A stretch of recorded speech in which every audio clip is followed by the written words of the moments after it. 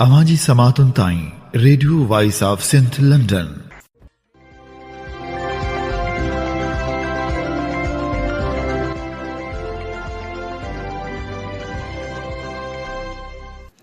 आम्ही ॿुधी रहिया आहियो radio voice of Sindh London. अवांजी ख़िदमत में प्रोग्राम पेश कजे थो ख़बरुनि जी दुनिया।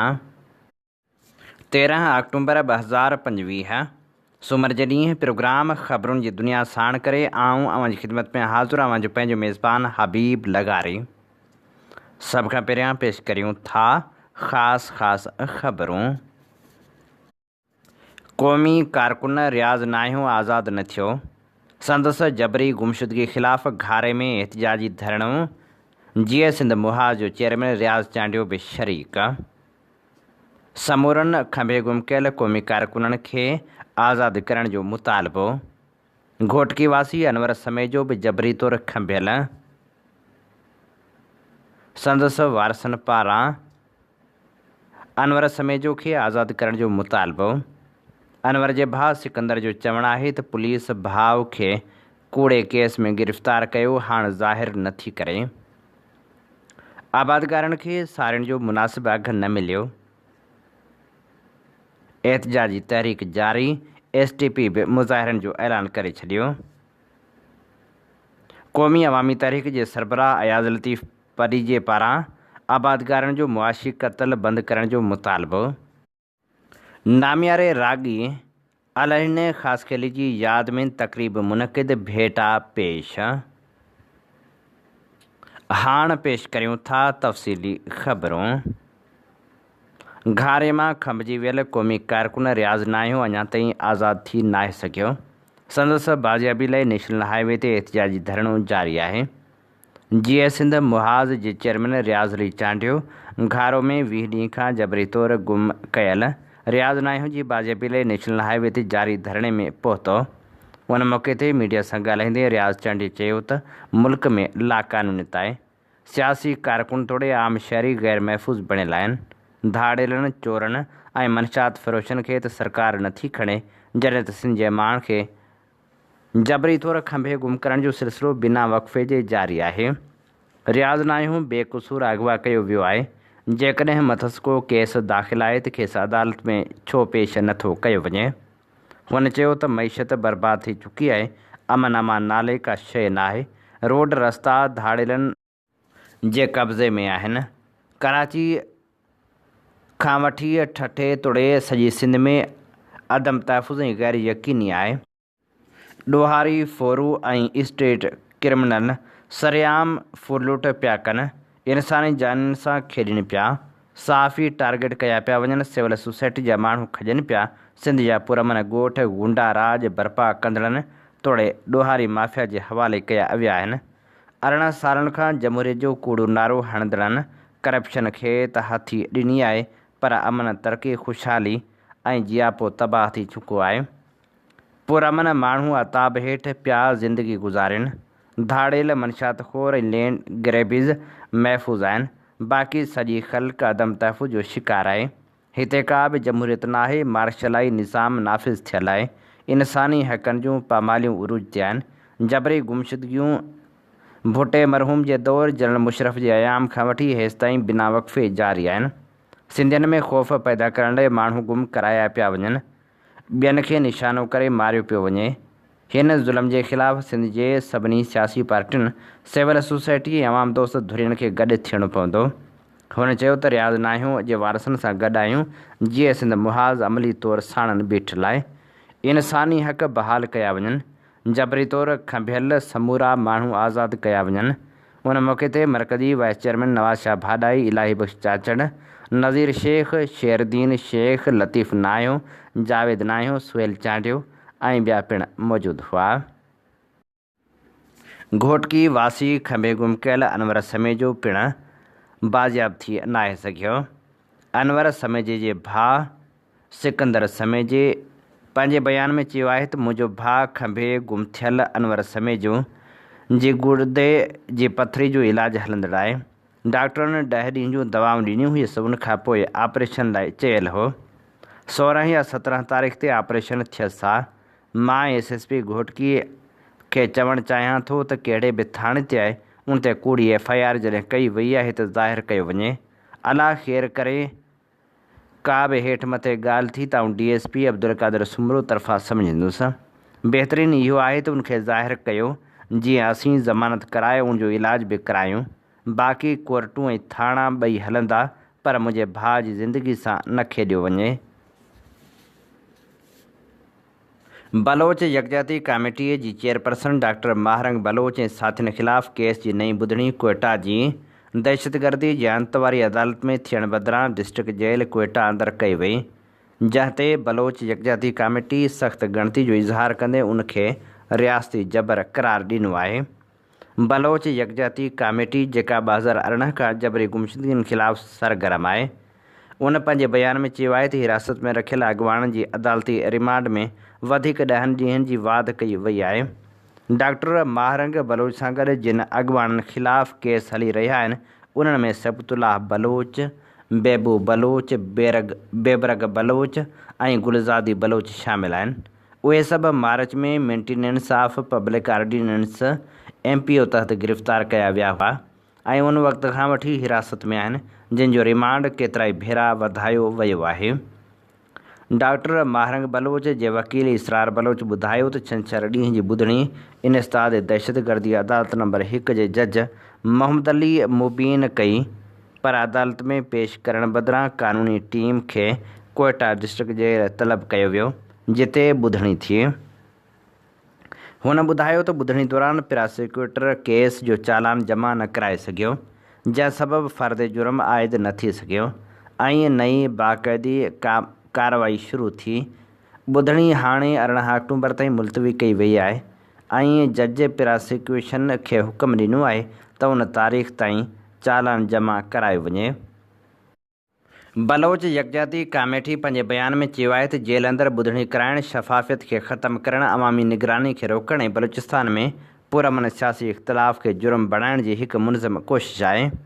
अदालती कार्रवाई खे जेल जे दीवारनि अंदरि मुंतक़िल करण सां ख़ानदान, सहाफ़ियुनि ऐं गैर जानबदार मुबसरनि खे ॿुधणी ॾिसण खां रोकियो वियो आहे, जेको पाकिस्तान जे आईन ऐं मुनसिफ़ाने ट्रायल जी बैन अल-अक़वामी उसूलनि जी भञकड़ी आहे।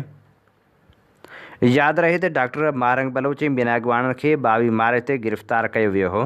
इल्ज़ाम आहे त उन्हनि कोयटा सिविल अस्पताल ते हमले ऐं अवाम खे तशदुद ते भड़कायो। हीअ गिरफ़्तारियूं उन वक़्तु थियूं जॾहिं हिकु ॾींहुं अॻु पुलिस जबरी गुमशुदगियुनि ख़िलाफ़ एहतजाज कंदड़ ग्रुप ते क्रैक डाउन कयो हो। उन्हनि खे MPO जे सेक्शन 3 तहत 30 ॾींहंनि लाइ हिरासत में वरितो वियो, जेको इख़्तियार ॾिए थो त अव्हां अहिड़नि माण्हुनि खे हिरासत में रखियो वञे जेके अवामी अमन लाइ ख़तरो हुजनि। बाद में अप्रैल में हुकूमत हिन हिरासत में वधीक 30 ॾींहं ऐं पोइ जून में 15 ॾींहंनि जी वाध कई। MPO तहत हिरासत बाद डॉक्टर महारंग बलोच ऐं ॿियनि ख़िलाफ़ इन्सदाद दहशतगर्दी एक्ट ऐं पाकिस्तान पेनल कोड जे मुख़्तलिफ़ शकनि हेठि बि केस दाख़िल कया विया। सिंध जे आबादकारनि जो मुआशी क़त्लेआम जारी आहे, जॾहिं त सियासी समाजी अॻवाननि पारां मुतालबो कयो पियो वञे त आबादकारनि जो मुआशी क़त्लेआम बंदि कयो वञे। साड़ियुनि जो मुनासिब अघु न मिलण ख़िलाफ़ एहतिजाजी तहरीक पिणु जारी आहे। मुख़्तलिफ़ शहरनि में एहतिजाजी मुज़ाहिरा कया पिया वञनि। क़ौमी अवामी तहरीक जे सरबराह अयाज़ लतीफ़ पलीजे चयो आहे त साड़ियुनि जो अघु किराए, आबादकारनि ऐं हारियुनि जो मुआशी क़त्लेआम बंदि कयो वञे। ॿिज, दवाऊं ऐं फसल जी पोखाई ते वॾा ख़र्च थियनि था, पर फसल लहण खां पोइ एतिरा अघु किराया वञनि था जो ख़र्च बि नथो निकिरे, जंहिं करे आबादकार ऐं हारी मुसलसल बदहाली जो शिकार थी रहिया आहिनि। इहा इंतिहाई ख़तरनाक सूरत हाल आहे। अयाज़ लतीफ़ पलीजे चयो त कणक जो फसल लहण वक़्तु उनजी क़ीमत किराई वई। आबादकारनि खां कणक ख़रीद करण बैदि हाणे वापारियुनि ऐं मिल्स मालिकनि अटे ऐं कणक जूं क़ीमतूं आसमान ते पहुचाए छॾियूं आहिनि। अयाज़ लतीफ़ पलीजे वधीक चयो त सिंध हुकूमत आबादकारनि, हारियुनि ऐं ज़राए जी बहितरी ख़ुशहाली जो को मनसूबो न पई आणे। सॼो साल फसलनि जा अघु किराईंदड़ माफ़िया सरगर्म रहे थी। रुगो साड़ियूं न, हर फसल जा अघु किराया वञनि था। फसल ख़रीद करण खां पोइ मार्केट में कॾहिं खंड जी खोट, कॾहिं कणक जी खोट, कॾहिं कंहिं फसल जी खोट पैदा करे हथरादू महांगाई पैदा कई वञे थी। अयाज़ लतीफ़ पलीअ चयो त नकली ॿिज नकली दवाऊं वॾो मसइलो आहिनि। पाणी खोड़ जे करे बि आबाद ज़मीनूं बंजर थी वियूं आहिनि। अयाज़ लतीफ़ पलीअ चयो त सिंध में माफ़िया जो राज आहे जेको आबादगारनि हारियुनि पोरितनि खां वठी आम माण्हुनि खे मुआशी तौरु फुरे रहियो आहे। अटो तमामु घणो महांगो कयो वियो आहे। खाधे पीते जूं शयूं आम माण्हुनि जी पहुच खां महांगियूं कयूं वियूं आहिनि। सिंध हुकूमत फौरी तौर ते सारियुनि जो अघु वधाए त जीअं आबादगारनि जो मुआशी इस्तेसाल बंदि थी सघे। अटो ऐं ॿियूं बुनियादी शयूं अवाम जी पहुच मुताबिक़ कयूं वञनि। STP पारां जैकमाबाद ज़िले में सारियुनि जा मुनासिब अघ न मिलण ख़िलाफ़ एहतजाजी मुज़ाहिरनि जो ऐलान कयो आहे। जीअं सिंध तरक़ी पसंद पार्टी जे ज़िले बाडी जो इजलास ज़िले सदर मजीद सरकी जी सदारत हेठि जैकमाबाद में थी गुज़रियो, जंहिंमें नायब सदर निज़ाम मस्तोई, अब्दुल गफ़ूर बुरड़ो, हाजी मेहर दीनारी, अब्दुल नबी मगसी, ममताज़ बुरड़ो, अब्दुल गफ़ूर थईं, मुबसर तूर, मोहम्मद उमर सोलंकी, आबिद हैदरी, ख़ादम सरकी, अशफाक भट्टी, अब्दुर्रहमान खोसो, मीरो बिरोही ऐं ॿियनि शिरकत कई। इजलास में गौर वीचार खां पोइ मुख़्तलिफ़ फ़ैसिला कया विया, जंहिंमें आबादगारनि खे सारियुनि जा अघ घटि मिलण ते 17 अक्टूबर यानी जुमे ॾींहं ताईं पूरे ज़िले जे टिन्ही तालुक़नि जैकमाबाद, ठुल ऐं गढ़ी खैरो में भरपूर एहतजाजी मुज़ाहिरा करे धरणा हणण जो ऐलान कयो वियो। जॾहिं त बाद में टिन्ही तालुक़नि जा इजलास कोठाया वेंदा ऐं हर तालुक़े में ज़िले क़यादत जी अॻुवाणी में मुज़ाहिरा कया वेंदा। उनखां अलावा ज़िले में झंडा ऐं कार्नर गरजाणियूं कयूं वेंदियूं ऐं मुख़्तलिफ़ प्रोग्राम कराया वेंदा। फ़ौत थी वियल क़ौमी कारकुननि ऐं अॻुवाणनि जा ॾीहाड़ा पिण मल्हाए उन्हनि खे भेटा पेश कई वेंदी। सिजावल में सारियुनि जो मुनासिब अघ न मिलण ख़िलाफ़ पिण एहतजाजी मुज़ाहिरो कयो वियो। सिजावल में ॿिए ॾींहुं बि कयल एहतजाजी मुज़ाहिरे जी अॻुवाणी अयूब खोसो, हाजी ख़ान जलालाणी, मंसूर मेमण ऐं ॿिया करे रहिया हुआ। उन मौक़े ते अॻुवाणनि ख़िताब कंदे चयो त राइस मिल्स ऐं वापारियुनि हथरादू हिकहटी क़ाइमु करे सारियुनि जा अघ घटाए छॾिया आहिनि। हुननि सिंध हुकूमत समेत आला इख़्तियारनि खां मुतालबो कयो त सारियुनि जो अघु घटि में घटि 4000 रुपया फ़ी मण मुक़ररु कयो वञे। आबादगारनि खे मुश्किलातुनि खां बचायो वञे। CIA पुलिस न्यू सईदाबाद ऐं बासर वॾेरे जे मुबैना ज़ातियुनि ख़िलाफ़ ॻोठाणनि एहतजाजी मार्च करे क़ौमी शाहराह ते धरणो हंयो। न्यू सईदाबाद जे ॻोठ बदर लाखो जी माछी जतोई ऐं ॿियनि बिरादरियुनि पारां ॻोठ खां न्यू सईदाबाद ताईं 8 किलोमीटर मार्च कयो वियो, जंहिं दौरान पुलिस ऐं इलाइक़े जे बासर जे मुबैना ज़ातियुनि ख़िलाफ़ नारेबाज़ी कई वई। एहतजाज कंदड़नि जो चवणु हो त CIA पुलिस न्यू सईदाबाद बासर वॾेरे जी बछ ते असांजे ॻोठाणनि गुलशेर माछी, डारियो माछी, दिलू माछी, वसीम जतोई खे चोरी जे कूड़े इल्ज़ाम में खंभे गुम करे छॾियो आहे। 27 ॾींहं गुज़रण बावजूदि पुलिस संदन गिरफ़्तारी ज़ाहिर न कई आहे। असांखे ख़दशो आहे त पुलिस बासर वॾेरे जी विंगारी बणिजी गिरफ़्तार कयल ॻोठाणनि खे कूड़ो मुक़ाबिलो ॼाणाए मारे छॾींदी। हुननि इख़्तियारनि खां घुर कई त पुलिस ऐं बासर वॾेरे जे ज़ातियुनि जो नोटिस वठी इंसाफ़ ॾियारियो वञे। सिंध जे नामियारे रागी उस्ताद अलहने ख़ासकेली जी यादि में तक़रीब मुनक़िद कई वई। फैमिली ऐं मदाहन सिंध हाउस मीरपुर बठोरे ते गजाणी कोठाई। उन मौक़े ते अलहने ख़ासकेली यादगार कमेटी ठाही वई। जॾहिं त ईंदड़ महीने जी 9 तारीख़ ते 9 नवंबर ते खोरवाह में ॿिन्ही भाइरनि उस्ताद अलहने ख़ासकेली ऐं महबूब ख़ासकेली जी यादि में वॾे पैमाने ते तक़रीब मुनक़िद कई वेंदी। गरजाणी में अब्दुल गनी चन्ना, मुनवर power, Ashraf Mir, Shahjahan ख़ासकेली, Mansoor ख़ासकेली, server power, फ़कीर नूर हसन नाज़, फ़कीर मेहदी हसन, असलम रिंद ऐं ॿियनि शिरकत कई। गरजाणी में चूंडियल यादगार कमेटी शाहजहां ख़ासकेली कन्वेनर, मेंबरनि में अब्दुल गनी चन्ना, मुनवर पहवर, मंसूर महबूब ख़ासकेली, अशरफ मीर ऐं ॿिया शामिल हुआ। सागड़ डेमोक्रेटिक अलायंस जी गरजाणी थी गुज़री। जंहिंजी सदारत जब्बार जूनी जे कई। उन मौक़े ते रब नवाज़ लगारी, सलीम रज़ा डाहिरी, कादर शाह, आबिद ज़मा ख़ासकेली, अनवर लगारी, अली ग़ुलाम जलबाणी ऐं ॿियनि शिरकत कई। अॻुवाणनि चयो त सिंध में ख़ासि करे सागड़ ज़िले में अफ़गानी पनाहगीरनि खे नेकाली ॾिनी वञे। सागड़ में वॾे तइदाद में अफ़गानी मौजूदु आहिनि। उन जे सहूलियतकारनि खे बि गिरफ़्तार कयो वञे। उहे मुल्क ऐं सूबे लाइ नुक़सानकार आहिनि। अॻुवाणनि चयो त असांजी अहम गर्जाणी सागड़ शहर में वधंदड़ ट्रैफ़िक जाम जे मसइले ऐं सागड़ शहर जे बाईपास खे फंक्शनल करण लाइ कोठाई वई हुई। जल्द सागड़ जा बाईपास ठहिराया वञनि। अॻुवाणनि चयो त तेल कंपनियुनि तरफ़ां मुसलसल इलाइक़े वासियुनि खे नज़रअंदाज़ करण वारो सिलसिलो बंदि कयो वञे। मक़ामी माण्हुनि खे रोज़गार ॾिनो वञे। इलाइक़े में सहूलियतूं मुयसरु कयूं वञनि। तालीम सिहत जूं सहूलियतूं ॾिनियूं वञनि। साफ़ पाणी फराहम कयो वञे। सागड़ शहर ऐं ज़िले में गैस जी हथरादू लोड शेडिंग बंदि कई वञे। ज़िले इंतज़ामिया जल्द नोटिस वठी मसइला हल करे, न त एहतिजाजी तहरीक हलाई वेंदी। कंबर शहजादकोट ज़िले में बदअमनी, मनशात, जुआ ऐं स्मगलिंग ख़िलाफ़ सिंध तरक़ी पसंद पार्टी पारां शुरू कयल मरहलेवार तहरीक जे सिलसिले में 25 अक्टूबर ते ज़िले सदर कामरेड हयात तुनियो, तालके मीरे ख़ान, कंबर, वारह ऐं नसीराबाद जो तनज़ीमी सियासी दौरो कयो वियो, जीअं ज़िले जे सभिनी तालकनि में 24 कलाकनि जी बुख हड़ताल जो मनसूबो जोड़े सघिजे।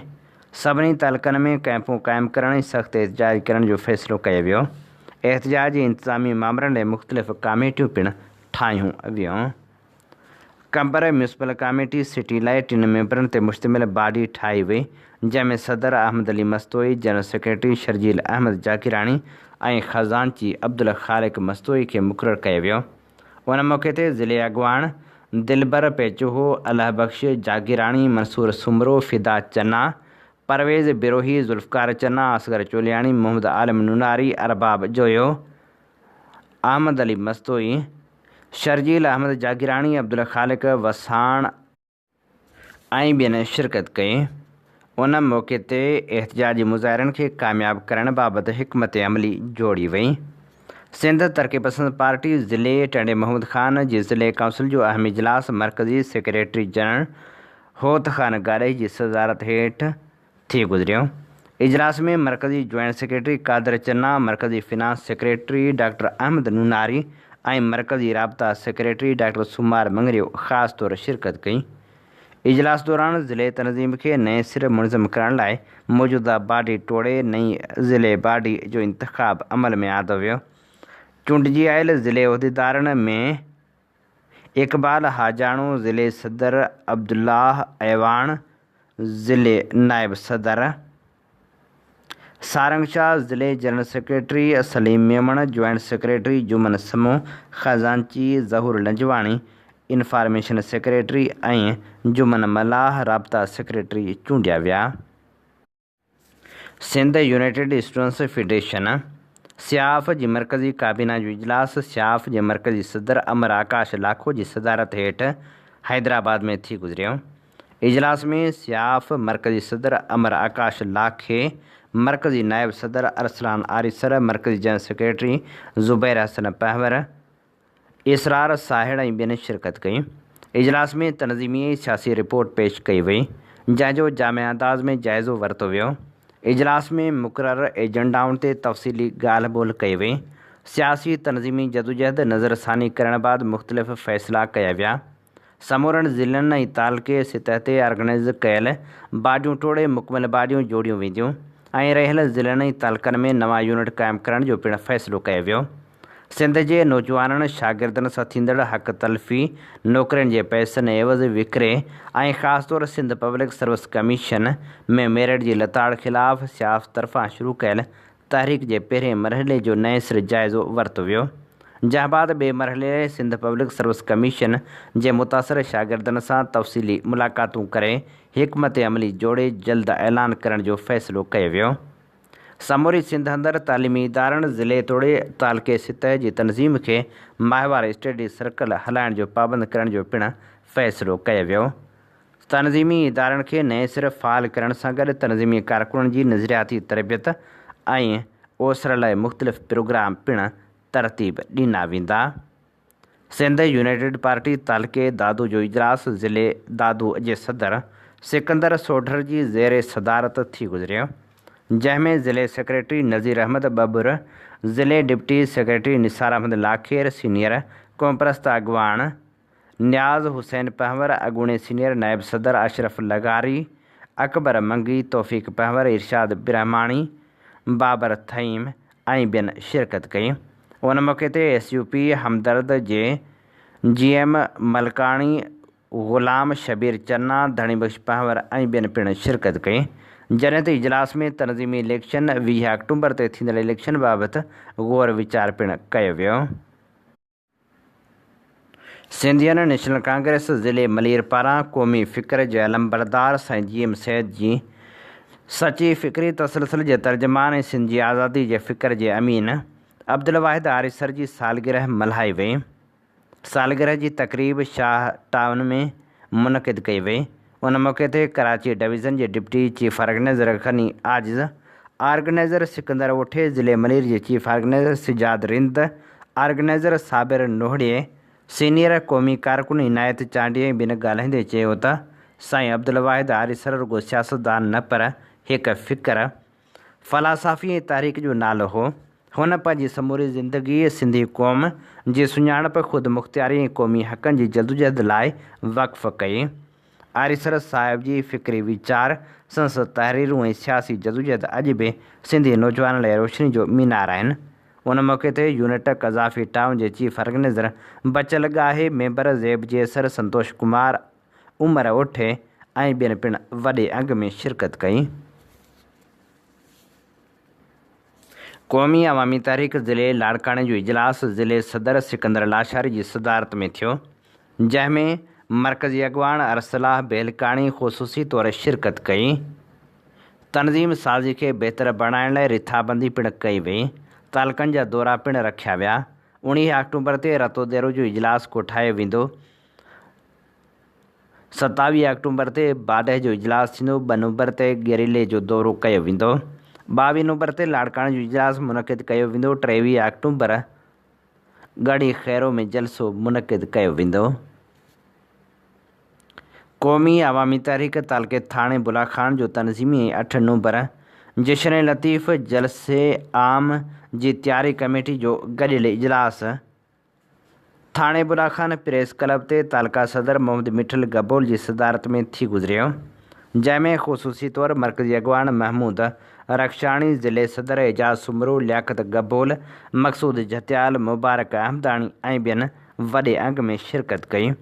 8 नवंबर ते थाणे बुलाखान में सिंध सगारे आवाज़ अयाज़ लतीफ़ पली जो जिन जो जलसो पिणु कोठाइण जी रिथाबंदी कई वई। मीरपुर ख़ासि में सिंध सागर पार्टी पारां सिंध जे सियासी, मुआशी, मैदनी, आबी ऐं ज़मीनी फ़ुरूट ख़िलाफ़ एहतिजाजी मुज़ाहिरो कयो वियो, जंहिंजी अॻुवाणी सिंध सागर पार्टी जो मरकज़ी सीनियर नायब सदर अकबर भुरगड़ी, मरकज़ी इंतज़ामी कमेटी जो मेंबर मंसूर रिंद ऐं निसार ख़ासखेली करे रहिया हुआ। उन मौक़े ते सिंध में वधंदड़ धारनि जी आबादकारी, सिंध जी ज़मीनी वालार, सिंधू दरिया ते डेमनि ऐं कैनालनि जी अॾावत, सिंध जे मैदनी वसीलनि जी फुरलूट ऐं सियासी कारकुननि जे जबरी गुमशुदगियुनि ख़िलाफ़ सख़्त नारेबाज़ी कई वई। मुज़ाहिरे में जीए सिंध मुहाज़ जे ज़िले अॻवान लाला अज़हर पठाण, SUP जे ज़िले अॻवान अबुल हसन शर, पोरियत अॻवाननि हमीद चना, गाज़ी रिंद, ताज फाउंडेशन जे सरवाण आबिद कोरी ऐं ॿियनि सियासी समाजी अॻवाननि वॾे अंग में शिरकत कई। एहतिजाजी मुज़ाहिरे खे ख़िताब कंदे अॻवाननि चयो त सिंध हज़ारे सालनि खां क़ाइमु तारीख़ी वतन आहे। सिंध जी सरज़मीन ऐं जियापे जे वसीलनि ते मालिकी जो हक़ सिर्फ़ु सिंधी क़ौम खे हासिलु हुजणु घुरिजे। पाकिस्तान जी रियासत अंदरि गुज़िरियल 78 सालनि खां मज़हब, जमहूरियत ऐं आइन जे नाले ते सिंध जी वतनी हैसियत ऐं क़ौमी वसीलनि ते सिंधी माण्हुनि जी मालिकी जो इनकार करे सिंध खे क़ानूनी तौरु हलायो पियो वञे।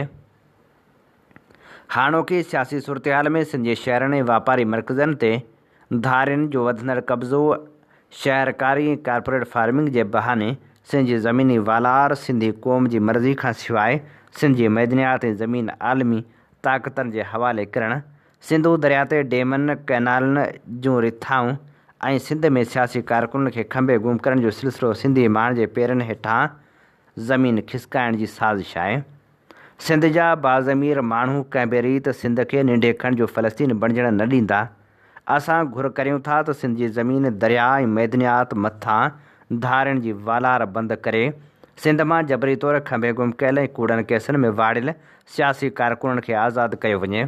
ॿी सूरत में सिंध जा बहादुर धरती धणी रियासी जबर खे शिकस्त ॾेई सघारी सियासी मज़ाहिमत ज़रिए पंहिंजो क़ौमी वतन जियापे जा वसीला ऐं सियासी हक़ बचाइण जी जाखोड़ जारी रखंदासीं।